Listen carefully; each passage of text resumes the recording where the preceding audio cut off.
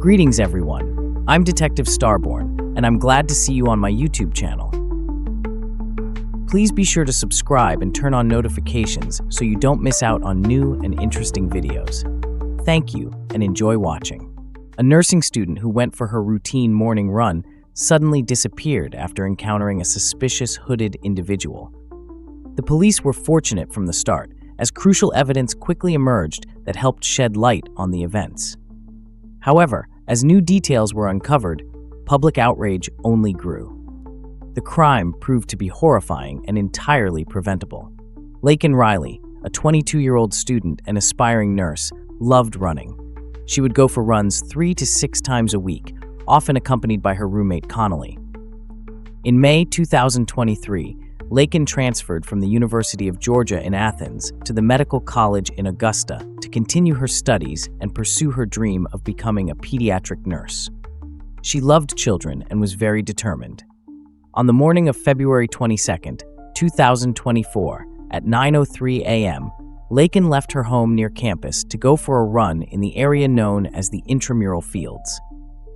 This was a large park with soccer fields, tennis courts, trails, and a lake.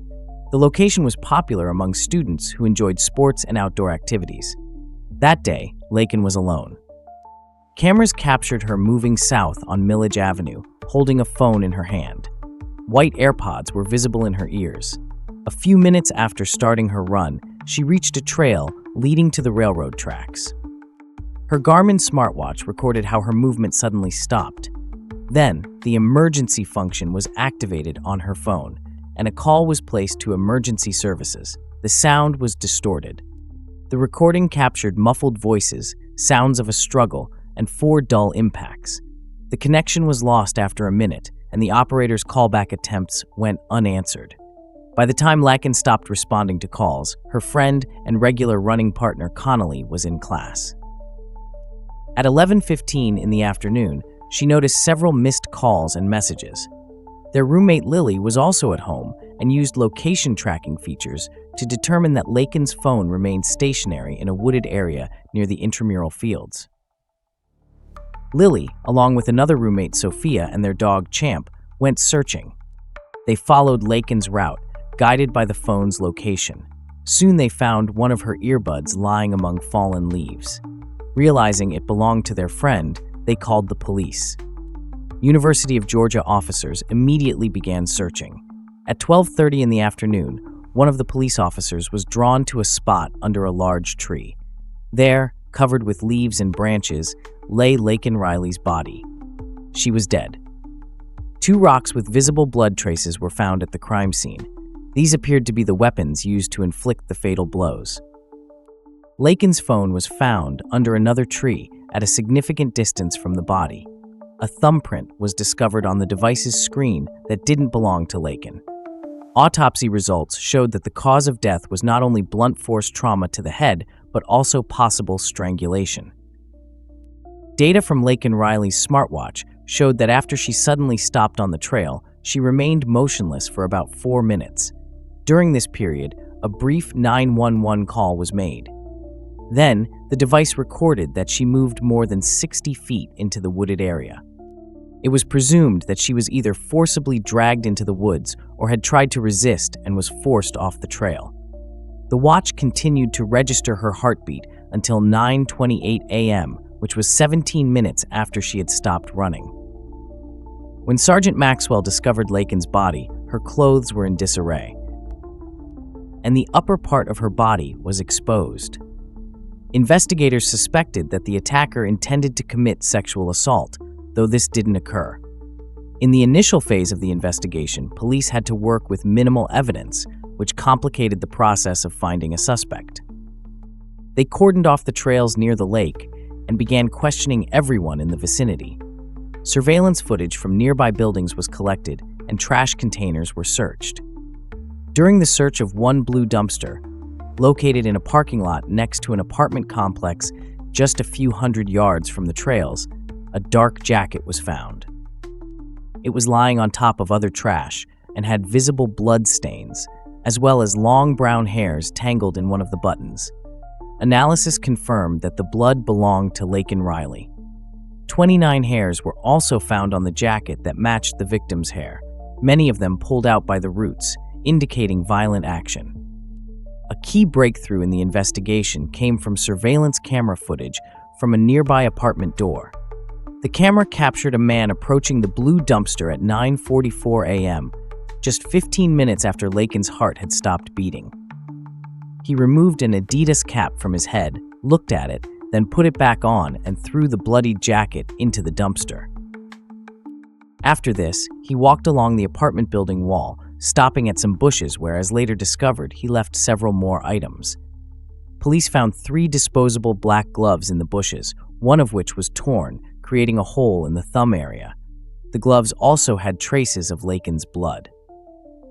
The next day, February 23, 2024, at around 8:30 a.m., the investigation took another step forward. University of Georgia police noticed a man wearing the same black Adidas cap as seen in the surveillance footage.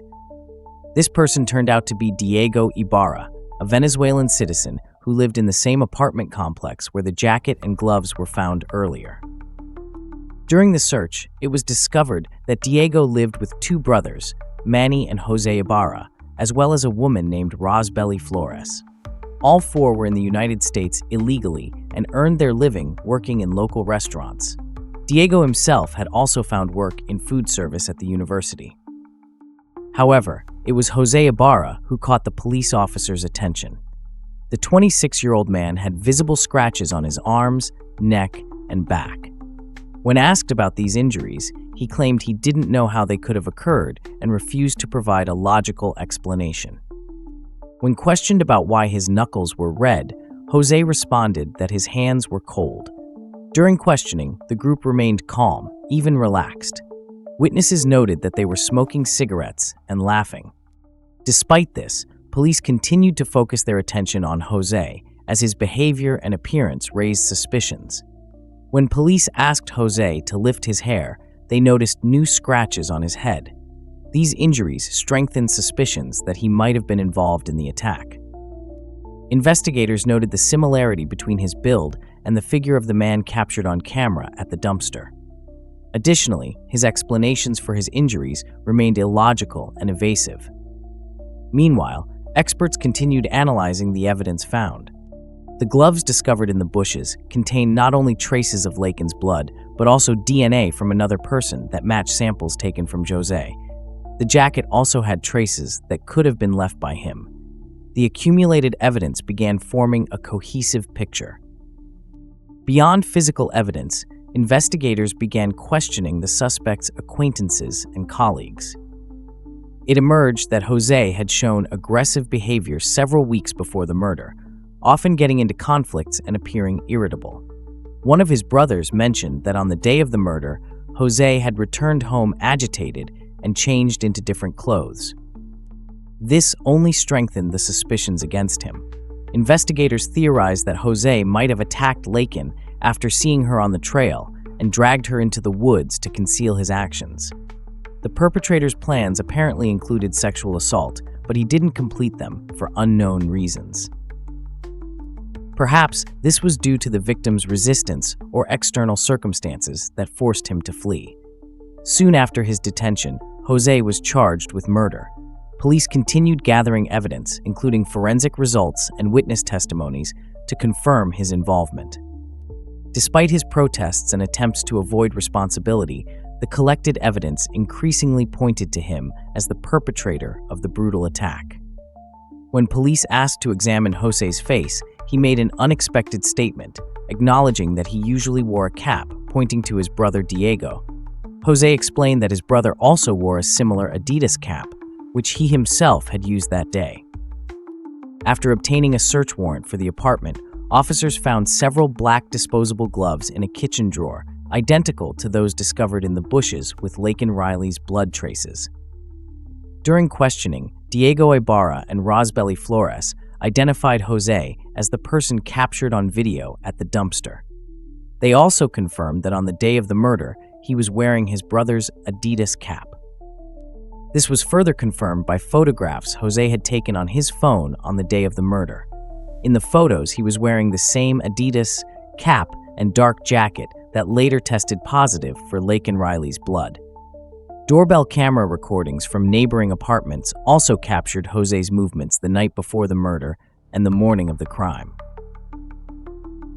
The video showed him wearing the same clothes. The morning after committing the crime, cameras captured him at 10:30 a.m. carrying a plastic bag to another dumpster. 3 minutes later, he returned without the bag. Police established that this dumpster had been emptied 45 minutes before their arrival.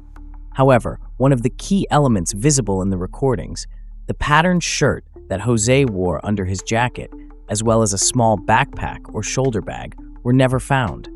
Investigators believe that Jose disposed of these items at the moment he was spotted at the dumpster. The evidence against Jose Ibarra became increasingly compelling. Forensic experts from the Georgia Bureau of Investigation determined that the thumbprint found on Laken Riley's phone belonged to Jose. DNA extracted from under Laken's fingernails also matched Jose's sample, explaining the numerous scratches on his body. The investigation showed that Jose attacked Laken and brutally murdered her. Murder charges were filed against him.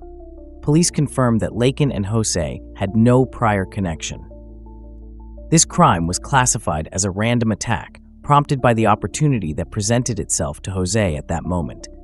As police began uncovering motives and gathering additional evidence, the public was outraged. Soon, details of Jose's background emerged, which only intensified public anger. Jose and his wife Laken Franco crossed the U.S.-Mexico border at El Paso in September 2022. He was arrested and released under supervision. At that time, Venezuelans were being granted temporary protected status due to political instability in their homeland. This allowed them to remain in the United States until their asylum request could be officially reviewed. However, the status verification process could take years. While Jose was in the U.S., his name repeatedly surfaced in connection with various offenses. In September 2023, while in New York State, he was charged with endangering the life of a child, as well as traffic violations.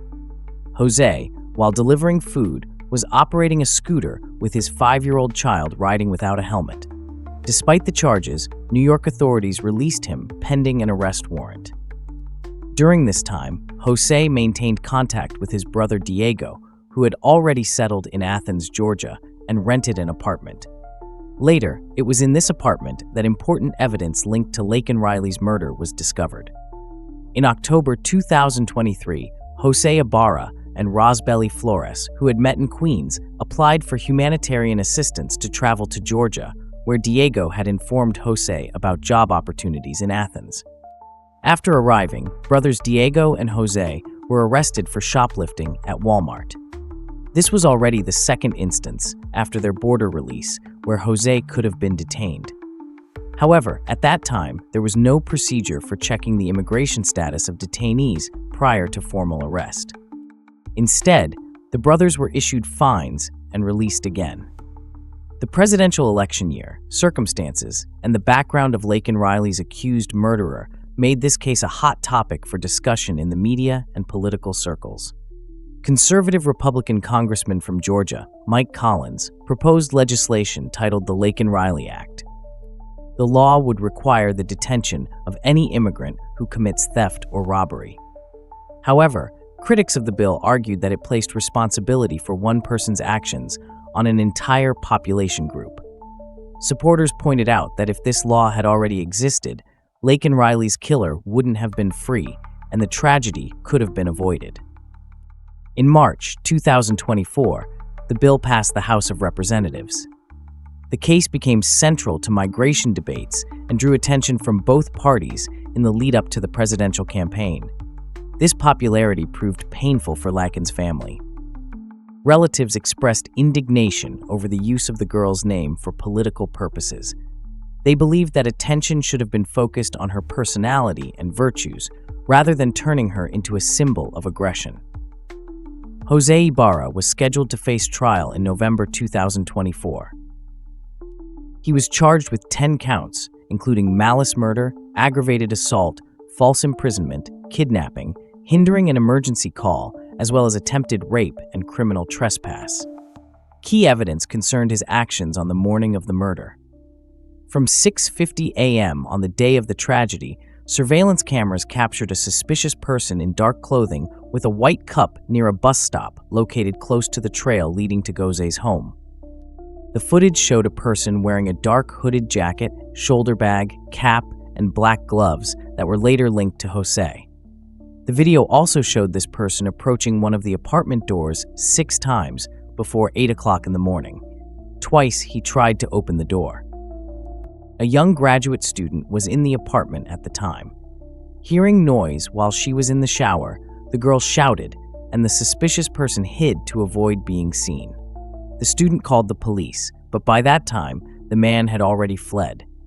Investigators later connected this behavior to the intentions that Jose likely harbored that day. His morning actions showed that he was looking for an opportunity to attack even before encountering Laken on the trail. When police arrived in response to the student's call, the suspect had already left the area. Nevertheless, surveillance camera footage allowed them to reconstruct his route leading back to the apartment complex where he lived. These images became another link in the chain of evidence connecting Jose Ibarra to Laken Riley's murder. Experts also noted the nature of the suspect's actions on the morning of February 22nd. As the investigation materials were analyzed, it became evident that Jose was behaving like someone deliberately seeking a victim.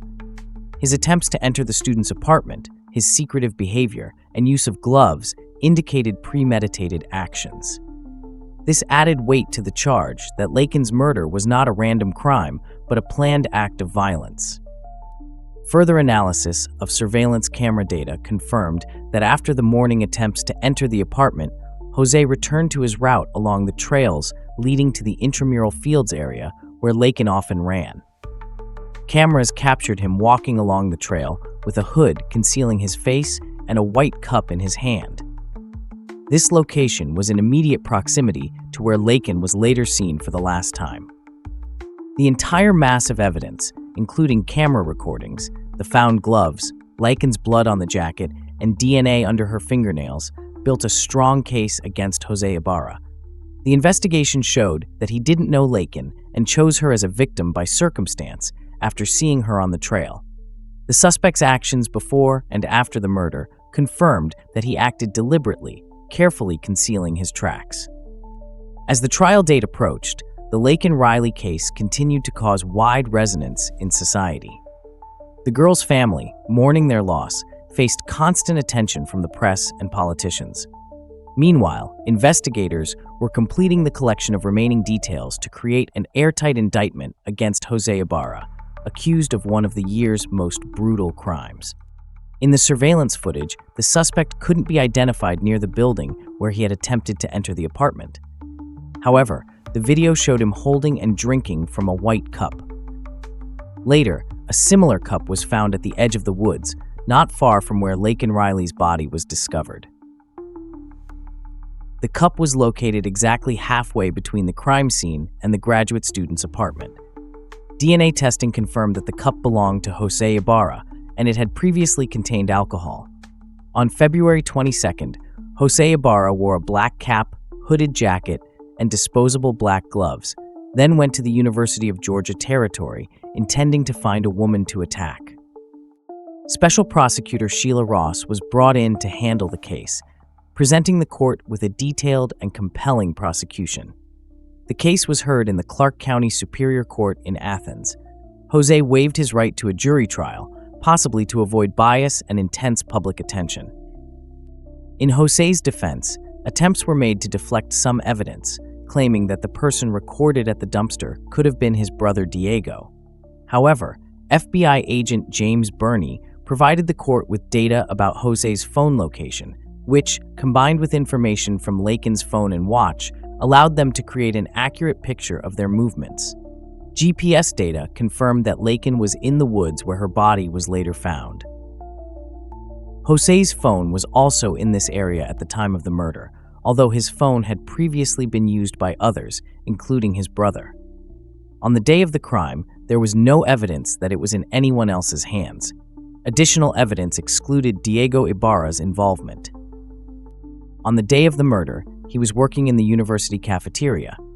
Moreover, physical evidence did not link him to the crime scene. The DNA under Laken's fingernails and the thumbprint on her phone belonged only to Jose. Throughout the 3 days of court proceedings, Jose remained almost emotionless. Through an interpreter, he was informed of the charges, but he showed no reaction. His calmness persisted even when Laken's 911 call made during the attack was played in the courtroom. The only person who knew what happened at that moment was Jose himself. He also showed no emotion when video footage from Sergeant Maxwell's body camera was shown, capturing the horrifying moments of discovering the body. Many of Laken's friends and family members left the courtroom when the video materials were presented. The evidence in this case was irrefutable. Physical evidence, video recordings, witness testimonies, including Jose's identification by his brother and roommate Rosbelly, all pointed to his guilt. Even his own actions, such as posting a selfie the morning before the crime, wearing the same clothes that later connected him to the murder scene, worked against him. Judge Haggart took a short recess before delivering the sentence. Upon returning, he read the verdict. Jose Ibarra was found guilty on all counts, including malice murder, aggravated murder, kidnapping, assault with intent to rape, and interfering with emergency calls. Laken's mother, Allison Phillips, her stepfather John Phillips, and the girl's sister were present in the courtroom when the sentence was pronounced.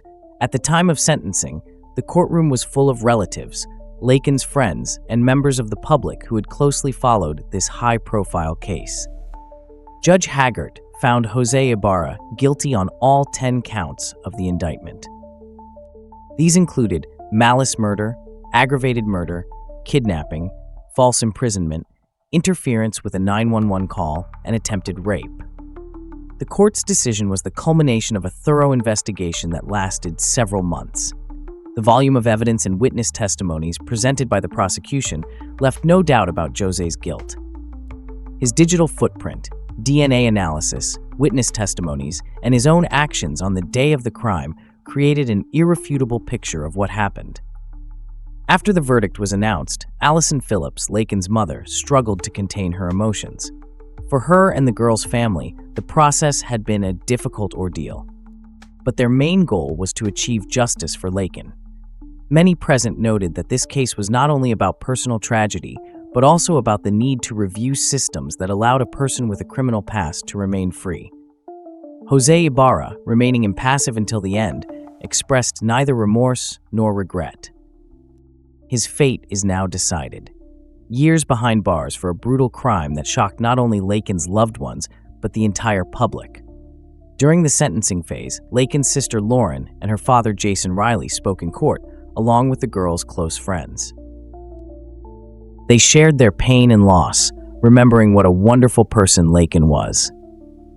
Her kindness and big heart inspired her to choose the nursing profession and also made her a beloved friend to many. She was actively involved in her church life and was a best friend and role model for her younger sister. Lauren spoke about how she is tormented by thoughts that Laken was aware of the approaching danger but could do nothing to save herself. She talked about the fear her sister experienced and that Jose Ibarra was the only witness to this horrible scene. Lauren admitted that she doesn't understand why he committed this crime and realized she would never find answers or peace of mind. Lauren's words conveyed the full weight of the loss. What Jose Ibarra did to my sister is unbearable. It's disgusting for me to be in the same room with him. This predator is inhuman and the embodiment of evil. Jose Ibarra destroyed my life, and I can only hope that he receives punishment that will completely destroy him. Jose Ibarra was sentenced to life imprisonment without the possibility of parole. After the sentence was announced, the Clark County District Attorney's decision not to pursue the death penalty drew widespread criticism. Georgia State Senator Colton Moore called on Attorney General Chris Carr to file an emergency petition demanding the death penalty. However, legally, this proved impossible after the sentence had already been pronounced. This case became Laken Riley's tragic story, reminding us of the fragility of human life and the importance of justice for victims of such crimes. Her death left an indelible mark in the hearts of her family and friends, who continue to preserve her memory. Thank you for watching this video, and please don't forget to subscribe to my channel. I look forward to your comments on this situation. That was Detective STARBORN. See you soon.